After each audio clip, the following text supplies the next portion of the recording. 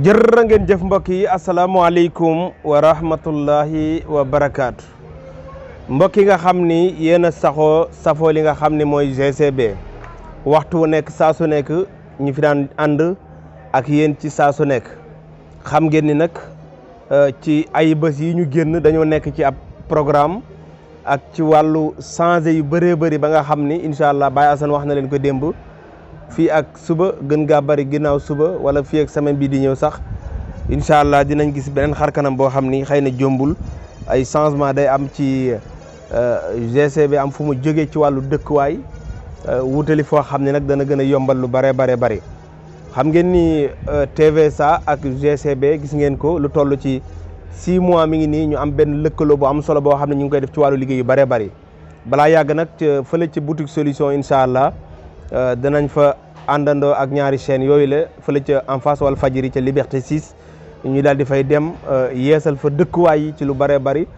changer programme yi ci lu bëree bëri changer xarkanam yi ci yu bëree bëri loolu sabab la li tax fan yi ngeen gëj ñoo gis kon incha allah fii ak ayu bés jàpp ñaari ayu bés di ngeen gisaat GCB ci beneen xarkanam loolu mooy sababu li tax sax ngeen gëj ñoo gis mbokk yi tey nag vidéo tey bii daañu ñëw ci ay mbir yoo xam ne mën ta ñàkk ndax nag dafa am lu ñu xamee GCB muy actualité bu nekk di ngeen ñu ci faral di gis ñu indi suñu xalaat li tax nag ñu luppe lu bare bari maanaam lu ñu bàyyi lu bare bari ci li ñu nekkoon moo tax actualité yu bare bari yu weesu kenn dégguñu ci tey nag daañu waxtaan ci li nga xam ni mooy xew tey ci journée bés bi ne tey muy wuy ji Barthélémy Dias ci ay jafe-jafe yu mu amoon ci digganteem ak ay jëmm ay wala boog ay wëyu wala ay bandi wala ay nervi wala boog ay nit yu ñu yabal baat yooyu yëpp bu la neex mën nga koo jël yu ko fekkoon ci ab maireem bëgg a jël bakkanam ci li ñu wax gannaaw ba mu jëfandikoo li ko sartu réew mi may muy kenn ku ci nekk muy yow miy seetaan ak man mi le am nga droit dem wuti sa port d'arme boo xam ni dafay légal gannaaw ba nit ku jóg ngir engagé la bëgg a jël sa bakkan am nga droit défendre sa bopp fekk nit ki mi ngi ñëw bëgg a jël sa bakkan loolu nag bu ñu sukkandikoo ci Barthélémy Dias bokk na ci bañ koy attaqué ca mairie boobu mu nekkoon jëfandikoo na li nga xam ne moom la ko yoon mayoon ginnaaw ba ci ay bakkan faatoo nag ca nguuru président Wade am na ay mbir yu bëree bëri yu ci amaat ba ñu toll fii fukki at après ñu doog di ko wóolu loolu lépp daan ci ñëw ci jàngat bi nga xam ni man defe naa sax du ma ci yaatal sama jàngat damay bàyyi président Sall mi nga xam ni moo jiite réewum Sénégal te lépp nekk ci kilifteefam am na kaddu yu mu ci yëkkati man kaddu yooyu rek laay doyloo ci mbirum Barthélémy Dias waaye lu mu ci mën a doon daal en tout cas am na ñuy seetaan ñu bëree bëri ñoo xam ni bis bu ñu seetaanee ba taal bi boy ñoo ci ëpp lu ñuy yàqule te ñoo ci ëpp lu ñuy perte kon ñi war a wax nañu wax ndax fa yëf yi jëm baaxul ñi war a wax ak état nañu wax ak état ñi war a wax ak ñi nga xam ne ñoom ñooy opposition bi wax ak ñoom beneen bi ci tamit mbokk yi dama gis maanaam ak ceetaan gu xaw a am tuuti ci télévision yi ak rajo yi maanaam mbirum Barthélémy Dias maanaam du loo xam ne sax forcément télé yi wala ak rajo yi dañ ko war a wane waaye dama gis daal site internet yi ni ñuy génnee géew bi télé yi ak rajo yi suñ ko yëgee ak suñ ko yëgul parce que bi ñu xëyee ba léegi lépp lu ñu xam ci mbirum Barthélémy Dias ñi ngi ko xamee ci internet bi ci réseaux sociaux yi nga xam ni topp nañ ko bi mu génnee këram ba tribunal ba bi muy def sax conférence de presse am naam télévision yi teew nañ fa jël waaye ci wàllu direct ak information yi sénégalais yi doon xaar gisuñu ko bi yoon ci télévision yi ak rajo yi lu xew ba ñoom ñëpp presque ñu boycott loolu itamit beneen jàngat la boo xam ni jar na seetaat waaye bu ñu bàyyiwul xel daal internet bi ñi ngi génne géew bi télévision yi te yëguñu ko c'est très important parce que télé yi moom état bi mën na koo manipuler néew ma nag état bi daa manipuler benn télé wala benn rajo mais état bi daal état bu ne mën na am doole ak pouvoir ak alal ak maletu jënd télé bu ko neex ak chef d'entreprise u télé bu ko neex état mën na loolu waaye nag état àggagul ci di jënd ñi nga xam ne nag wala boog di noppiloo réseaux sociaux yi ndax réseaux sociaux beneen phénomène la boo xam ne léegi bu ñu la tëjalee télé ak rajo yi nga mën a toog ci sa internet jàkkaarloog sa caméra wax li nga soxla fii ak yaa ngi ko teg ci yar ak teggin état mënalu la dara te ñaari jënd ko dafay jafe lool ndax ñi nekk ci réseaux sociaux yi dafa am gëm-gëm bu ñu am dafa am méthode bu ñuy doxee ñi nga xam ne nag ñoo logique laa wax tege ci logique tege ci dëgg tege ci yoon wi nga xam ne moom la ñu soxla ci wàllu liggéey ñooñu état mënul ci ñoom dara. beneen bi ci desit mooy dinañ ñëw ci Bougane Gueye Dany xam ngeen ni mbiram mi jamono yooyu fekk na ñu nekk ci ak tuxoog ak wàccaay yooyu waaye daan ci ñëw rek ci ab jàngat bu ndaw biñ ci bëgg a jàngat lenn rek laay dénk Barthélémy Dias mu moytu ko te dégg naa ko gis ko tey ci li nga xam ne mooy vidéo yi muy ay saaga yu mu yëkkati te mi ngi jàkkaarloog force de l'ordre yi Bart bientôt da nga war a nekk kilifa ci réew mi lu yàggatul dara da nga war a nekk kilifa ci réew mi te boo nekkee kilifa ci réew mi image yooyu dafay dellu siwaat ci yow kon bul yëkkatee ci kaddu jëm ci ñi nga xam ne ñooy way takk der di jëfandikoo kaddu saaga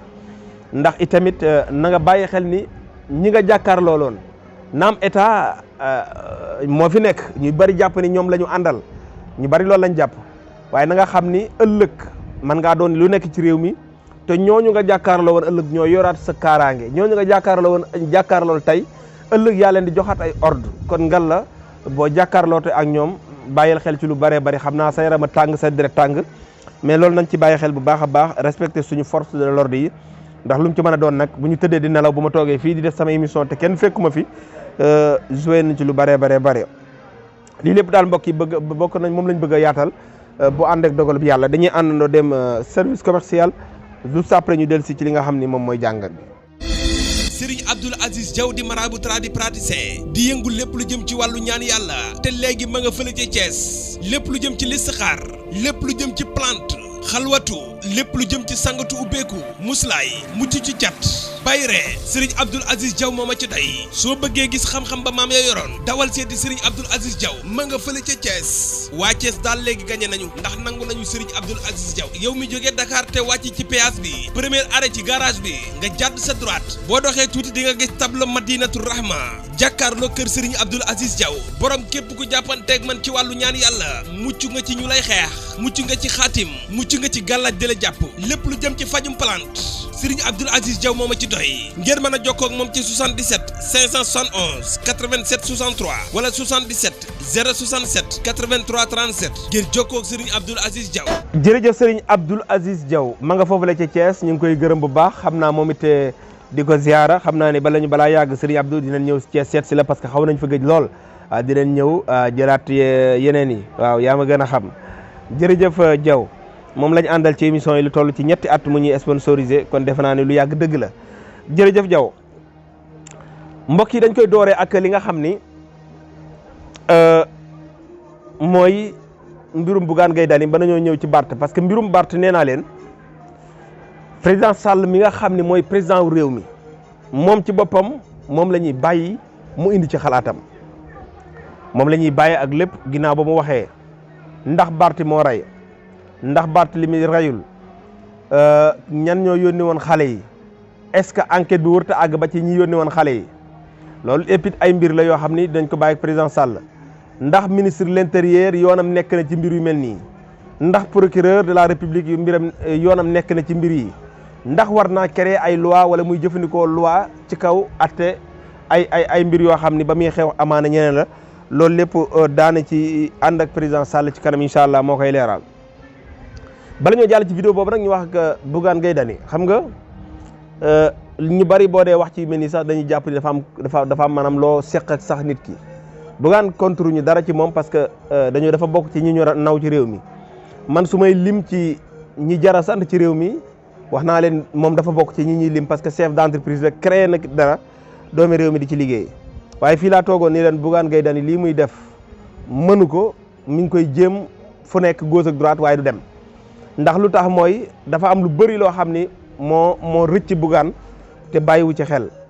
dafa am lu bëri loo xam ne Sénégal yu bëri ñu ngi ciy jooy nekk ci ay victimes te yàgg naa toog fii di ko wax muy joni ak yeneen yu ni mel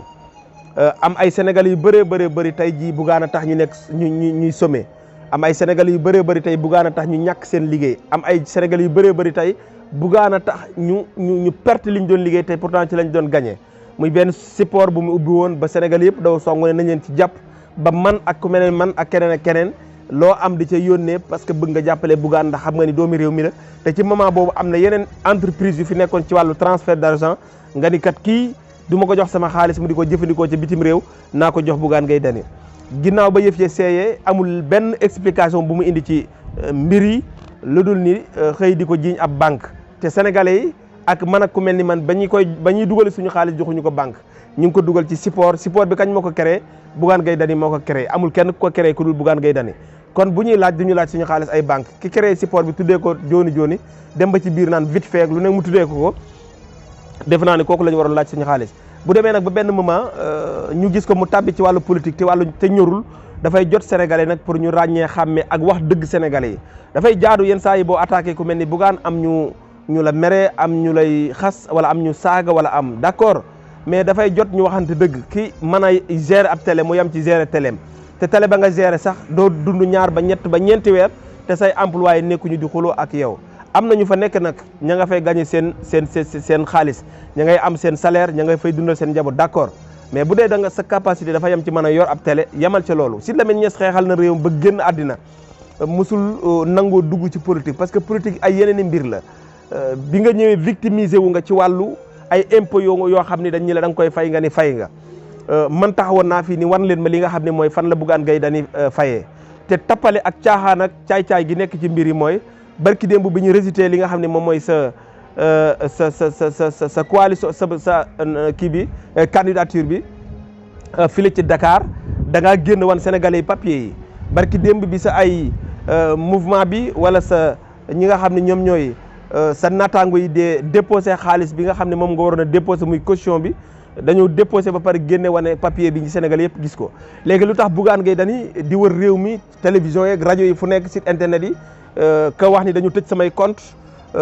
fay naa impôt te mënoo wan benn papier sénégalais yi ñu gis ko loolu itamit beneen problème la boo xam ne doon naa demandé pour yow Bougane nga génne wane leeral ni nga génnee sa papier bi ñu la baaree ci sa candidature bi ni mënoo jàll ni nga wane sa papier bi nga waroon a wane li ñu la doon laaj muy sa compte yi ñu tëj nga wan ko sénégalais yi ba mu leer sa li nga xam ne moom mooy mbirum fiscalité yi nga xam ne da nga wax ni dañ la ko ameel da nga ko ameel état bi nga wane ko mu leer mais ba léegi wane ko sénégalais yi Bougane ci élection yi ñu génn bokkoon na ci ñi ñemeloo woon sénégalais yu bëree bëri ngemboon Idrissa Seck télé mbeeg rajo bi fu ñu toll jël Idrissa Seck teg ko ci candidature yëpp yi nekkoon ci réew mi loolu lañ gisoon Idrissa Seck mi transhumé tey jii Bougane Gueye Dany moo ko yan woon ba sénégalais yëpp gis ko moom ak ay nitam bon bi ñu demee nag ba ci ay jëmmi jamono bi mu génnee moom Idrissa Seck gis ngeen pa bi ne foofu la ca télé ba muy Mbaye Ngone defoon na benn vidéo di wax ne mbaadu Bougane daawoo wax sa biir ak sa biti ki nga xam ne mooy Idrissa Seck parce que tey jile ka nga àndaloon doon liggéey dem na fekk ci président Macky Sall ak yu bare xew fii ci biir réew mi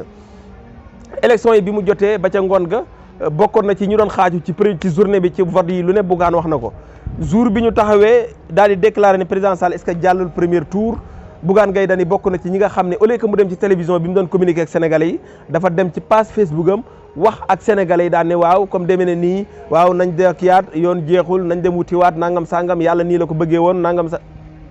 affaire yi jeex loolu itamit ay jàngat la élection yi nga avant moo ñëw ci référendum yi bi ñi wala boog avant référendum yi ci kii laa bëgg a parrainage yi mu am ay jigéen yu nekkoon bitim réew di jàppale Bougane di ko jàppale di ko taxawu ma amoon ci ay jigéen ay xarit yoo xam ni dañoo xamante woon rek à travers internet musuma cee gis kenn mais dañ ma daan solliciter sama liggéey ñu daan jokkoo ba ni fa Bougane di demee daan dem foofu daan leen seeti ñu koy jàppale ci diaspora bi di ko liggéeyal di ko taxawu mais keroog bi ñu baaree Bougane ci li nga xam ne moom mooy parrainage yi keroog la leen Bougane Gueye Dany mujjee dégg maanaam bàyyi leen total ba ci ñi nga xam ne ñoom laa xam fii toujours ñu di ko sonnal guddeeg bëccëg dama ni leen woon seen waa ji ngeen di sonnal mënul li muy def seen waa ji ngeen di sonnal xamul li muy def seen waa ji ngeen di sonnal xamul fan lay teg tànkam ci wàllu politique li gënoon mooy nga resté ci sa télé bi ak ci sa rajo bi ak ci sa journal bi nga sauver li nga xam ni moom mooy sa liggéeyu employé d'accord ku ne war ngaa mën a liggéeyal nag ci sa liggéey ci façon bu nekk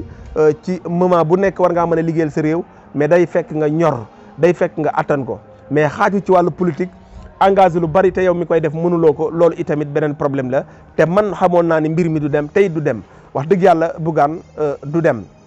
ñu bari tey ci sa ay groupe yi WhatsApp ñu bari tey ci sa ay naataango ñii ñi ngi gedd ñii ñi ngi mer ñu ci bari man xam naa li tax ñuy gedd bokk na ci nag yu bari am na loolu kenn du ko wax man détruire doomu aadama yàqal doomu aadama du sama mbir mais nit ki bu fekkee ni dafa am jikko bu la yàlla jox nga am loo man yam ca te bañ cee boole leneen Bougane xamoo politique mënoo politique attanuloo politique itamit li ñu seetlu maanaam li ñu séntu ci nit ku war a politique itamit dajewut ci yow kon continuer ci sa lancé bi nga nekk liggéeyal sa réew ci sa média amul loo mën a prouver Sénégal defal ngeen ubbil nga leen télé ubbil ngeen rajo jël doomi réew mi ñu fay liggéey ak sa d'accord geeg yeneen yu ni mel kon lan nga mën a deseel réew mi lu dul nga jàpp sa lii sauver sa employé mais di bras de fer ak état bi foo toll say employé di am problème nga naan tëj nañ samay compte te affaire yi fan la mujj loolu itamit beneen problème la te nga am kóllëre ak yëg-yëg tey fàttaliku ñi nekkoon ñi àndoon ak yow ba muy metti mais ànd ak ay nit bu affaire yi metti après nga bàyyi leen noonu dem sa yoon groupe boo àndal buñ la baaree ci parrainage wala buñ la baaree ci élection nga bàyyi leen ba xëy woowaat leen loolu itamit du luy gën daal ñu ngi koy ñaan bu baax Bougane man nag contre ma dara ci yow bañu ma dara ci yow it incha allah parce que am na ay xarit yoo xam ni ña nga ci sa rajo ba ak sa télé ba man naw leen yaa leen di fay parce que say employé leen waaye du tee nag bu wax dëgg jotee nañ ko waxante attanuloo li ngay def Bougane arrêtel politique bii ngay jéem a long-longal ak laggal-laggal te nga dellu ca rajo bi ak télé bi nga man sénégalais yi foofu lañ lay xaar mbokk yi ñu dem directement ci vidéo bi nga xam ne damay wax ni man du ma ci wax lu bari waaye li xew lépp tey nañu xam ni li tax mu xew ay nervi yu attaqué woon nit ci ab maireem ba mu amee tey kii toog tey ci pouvoir bi soloon na dàllam dem ci kër baayu Barthélémy Dias kaddu yam fa wax lam fa yëkkati ñu àndandoo dem seetaan ko mbokk yi gërëm nañ leen sant leen jaajëfal leen bu baax a baax président Macky Sall lan nga xam ci dossier wu Barthélémy Dias. Témoigner ma solidarité à la famille Dias et aussi en tant que maire de Fatick apporter mon soutien au maire de la commune d'arrondissement de Mermoz Sacré-Cœur. La deuxième signification, c'est que notre pays vit des moments graves de son histoire politique. Il n'y a guère longtemps, lorsque j'ai parlé de mercenaires, on m'a fait des procès d'intention. Il fallait agir vite avant que le sang ne soit versé par des mercenaires étrangers. Tout le monde sait aujourd'hui que le PDS n'a pas les moyens politiques par ses propres militants de faire face à la vague de contestation qui balayera le 26 février le pouvoir en place. Alors, il lui reste à exercer la violence par le recrutement de jeunes innocents, souvent d'ailleurs qui ne connaissent pas les missions pour lesquelles ils sont recrutés.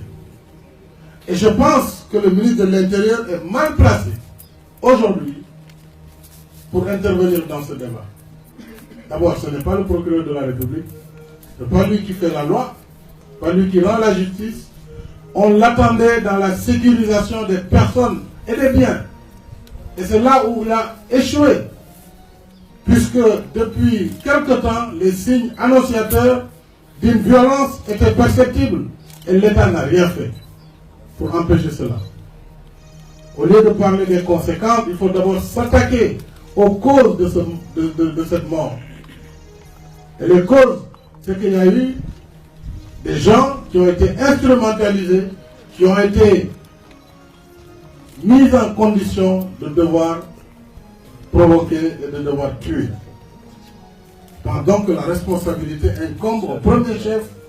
à ce responsable du PDS, aux responsables de l'État qui ont laissé faire et qui ont été des complices. Et il faut que la justice effectivement se fasse, que tous les commanditaires soient identifiés et traduits devant la justice. Maintenant, nous apportons notre soutien à Barthélémy Dias, qui s'est défendu. Peut-être que s'il ne s'était pas défendu, c'est autre chose. Nous sommes là pour autre chose. Alors, nous mettons en garde solennellement le gouvernement et le président de la République. La sécurité des Sénégalais leur incombe. C'est à eux de créer les conditions de sécurisation et de pacification du climat politique. Hier encore,